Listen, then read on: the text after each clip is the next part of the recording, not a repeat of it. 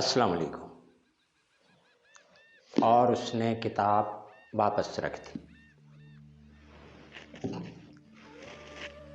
کتاب کتاب کتاب، بچپن سے کتاب، اساتذہ کتاب، ماں باپ کتاب، عزیز رشتہ دار کتاب۔ کتاب پڑھ لی؟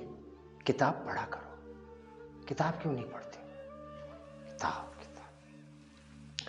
بہت عرصے کی بات ہے، تقریباً 40 سال 50 سال بلکہ شاید، میں کتاب کی الجھن میں ہی تھا، تو میں نے ایک دن بیٹھ کے یہ فیصلہ کیا کہ میں کتاب پڑھوں تو ایک کتاب اگر روز کی پڑھوں تو کتنی کتابیں عمر بھر پڑھوں۔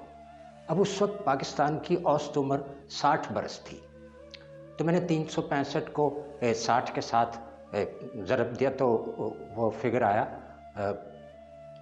21,900۔ تو میں نے کہا اچھا، اگر ایک آدمی 60 سال جیا اور اس نے روز کی ایک کتاب پڑھی تو اس نے 60 سال میں 21,900 کتابیں پڑھی، یعنی 22,000 تقریباً۔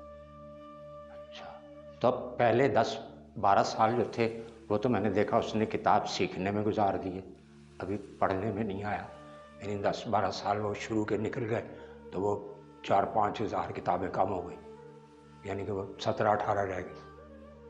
اچھا، اب روز کی ایک کتاب، کچھ کتابیں ٹھیک ہے ہوتی ہیں پڑھی جا سکتی ہوں گی، لیکن کچھ کتابیں ضخیم کتابیں ہوتی ہیں، ایک دن میں نہیں 2 دن بلکہ 3 دن میں پڑھی جا سکتی ہیں۔ تو اگر اس نے 2 دن میں ایک کتاب پڑھی تو اب وہ 18,000 جو تھے وہ ایک دم 9,000 بن گئے۔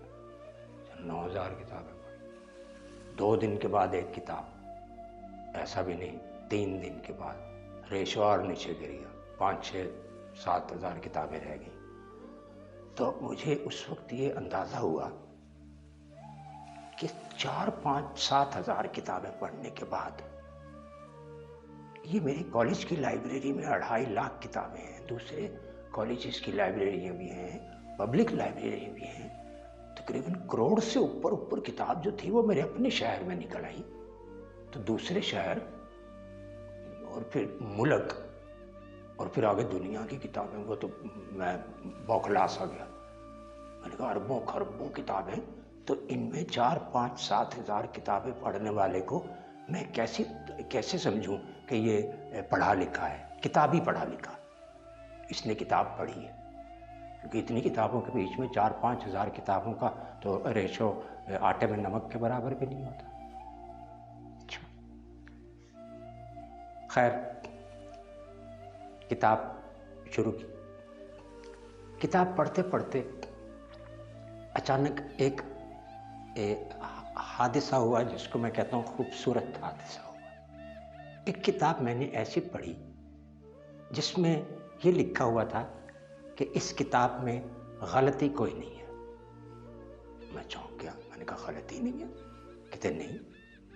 میں نے کہا ہر کتاب کے دیباچے میں نے پڑھا ہے کہ اگر اس کتاب میں کوئی غلطی ہو تو آپ ہمیں آگاہ کریں، ہم اگلے ایڈیشن میں درست کریں گے وہ غلطی، یا آپ اپنی رائے سے نوازیں ہمیں۔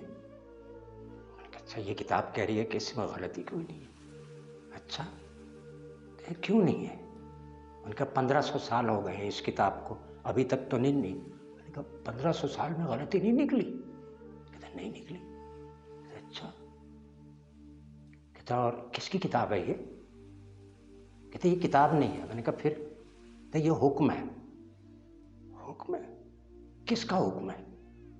حاکم کا حکم ہے۔ حاکم کا حکم؟ تو کیا اس نے کوئی حکومت کے بارے میں کوئی بات کی ہے اس نے؟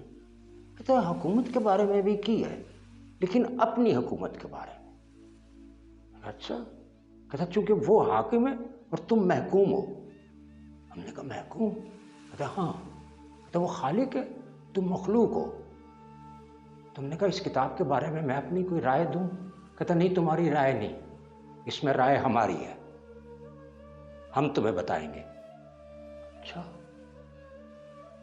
میں چونک گیا، اچھا بھائی یہ تو قابل مطالعہ کتاب۔ اچھا پھر دوسرے ہم نے کہا اچھا کتاب کا موضوع کیا ہے، کس موضوع پر ہے یہ کتاب؟ شکاریات کی کتابیں ہوتی ہیں، رومانی کتابیں ہوتی ہیں، مختلف جاسوسی کتابیں ہوتی ہیں، اس کتاب کا موضوع کیا ہے؟ تو ہمیں یہ فرمایا گیا بسم اللہ الرحمن الرحیم لقد انزلنا الیکم کتابا، ہم نے تمہاری طرف ایک کتاب بھیجی ہے، فیہ ذکرکم، اس کے بیچ میں تمہارا ذکر ہے، میرا ذکر ہے، افلا تعقلون، تم عقل سے کام کیوں نہیں لیتے کہ اس میں میرا ذکر ہے؟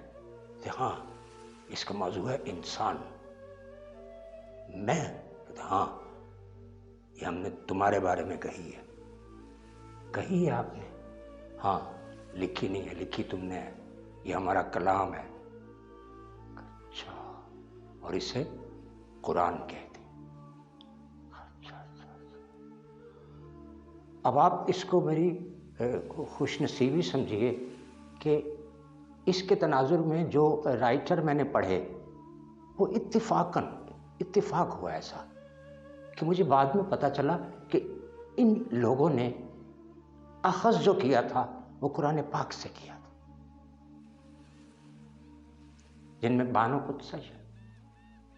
قدسیہ صاحب سب سے پہلی شخص میرے لیے، کیونکہ لیڈیز فرسٹ کے طور پہ میں ان کو بہت محترم سمجھتا ہوں۔ اس گروپ میں بہت سارے لوگ ہیں، اشفاق صاحب، ممتاز مفتی صاحب، قدرت اللہ شہاد، واصف علی واصف صاحب، مشتاق احمد یوسفی صاحب بھی، اور بہت سے لوگ ہیں کہ انہوں نے قرآن پاک سے اخذ کیا ہے۔ خیر ان کو مکمل تو نہیں پڑھا لیکن کچھ تھوڑا بہت پڑھا۔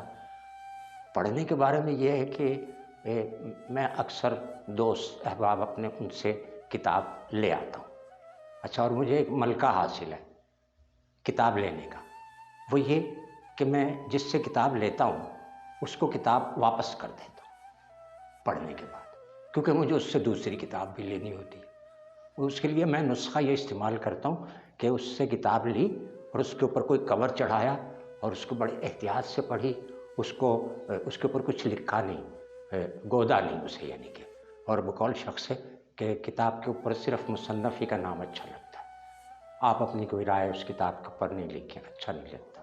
اور تو جب ویسی کی ویسی وہ کتاب وہ ان صاحب تک واپس پہنچی تو انہوں نے دوسری پھر تیسری پھر کافی ساری کتابیں مجھے بڑی خوش دلی سے دی۔ ایسا رہا ہے میرے ساتھ۔ اچھا، چونکہ میں واپس کر دیتا ہوں تو مجھے یہ محسوس ہوا کہ اگر یہ کتاب مجھے دوبارہ پڑھنی پڑے تو پھر ایسا ہوا کہ میں نے اس کا کتاب کا کچھ حصہ منتخب کر کے کچھ چیدہ کچھ اقتباس، کوئی ایک صفحہ، کوئی ایک بات لکھنی شروع کر دی کہ اچھا یہ کتاب واپس کرنی ہے تو ہو سکتا ہے میں دوبارہ نہ پڑھ پاؤں اس کو، تو اپنے پاس ایسا اس کا حصہ رکھ لوں کہ وہ پڑھنے سے مجھے اس کتاب کے موضوع کے بارے میں یا جو اس پہ بیان کیا گیا اس کے بارے میں کچھ یاد آ جائے۔ وہ انتخاب ہوتا چلا گیا آہستہ آہستہ آہستہ آہستہ کافی سارا۔ تو میں نے پہلے کبھی یہ بات سوچی نہیں تھی کہ میں وہ انتخاب کسی سے شیئر کروں گا، لیکن اب یہ میڈیا کے حوالے سے یا شاید یہ آسانی دیکھتے ہوئے کہ آپ لوگ میری بات براہ راست سن سکتے ہیں، تو میں اس انتخاب میں سے چند چیزیں آپ کے ساتھ شیئر کرنا چاہوں۔ سب سے پہلے جو معتبر نام میں نے جیسے کہ ترتیب میں لیا بانو قدسیہ صاحبہ، ان کی ایک کتاب ہے سامان وجود، اس میں سے میں ایک صفحے کا اقتباس آپ کو سناتا ہوں۔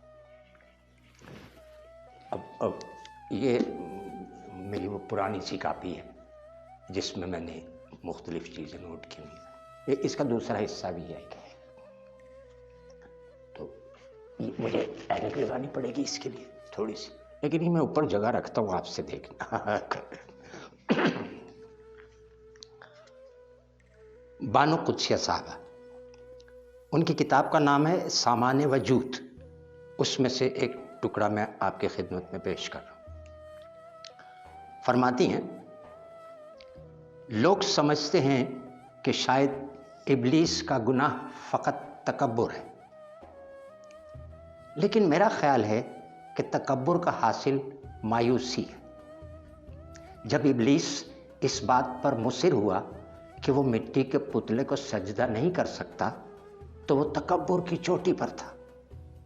लेकिन जब तकब्बुर नाकामी से दो चार हुआ तो इब्लीस अल्लाह की रहमत से नाउम्मीद हुआ। हजरत आदम भी नाकाम हुए, वो भी जन्नत से निकाले गए, लेकिन वो मायूस नहीं हुए। यही तो सारी बात है। इब्लीस ने दावा कर रखा है, मैं तेरी मखलूक को तेरी रहमत से मायूस करूंगा। नाउम्मीद मायूस लोग मेरे ग्रोह में दाखिल होंगे। अल्लाह जानता है कि उसके चाहने वालों का अगवा मुमकिन नहीं। वो कुएं में लटकाए जाएं, आग पर जलाए जाएं, सलीब पर लटकें, लेकिन वो मायूस नहीं होंगे। तकरीबन यही बात वासिफ साहब ने फरमाई है कि अल्लाह की रहमत से मायूस ना होना यानी अपने मुस्तकबिल से मायूस ना होना। बहुत शुक्रिया। अल्लाह हाफिज़।